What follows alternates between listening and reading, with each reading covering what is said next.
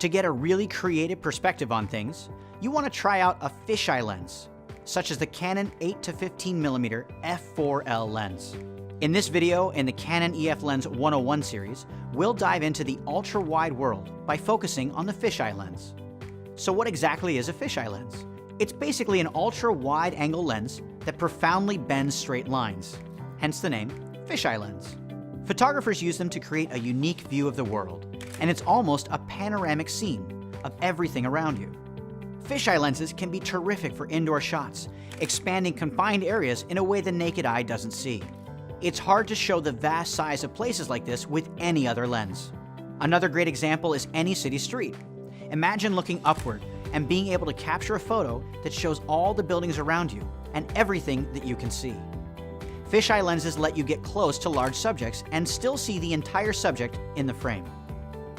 With their incredibly wide coverage and their deliberate bending of straight lines, a fisheye lens is a great creative option for both amateur and professional photographers alike. It can absolutely transform an average picture into a spectacular one. The Canon 8-15mm fisheye zoom is special because it's a zoom.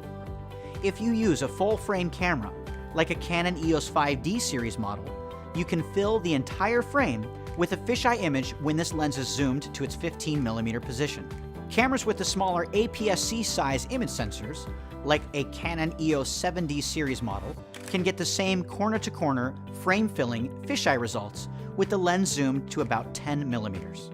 And you can get an incredible, completely circular image if you use a full-frame camera, and this lens zoomed to its widest 8mm position.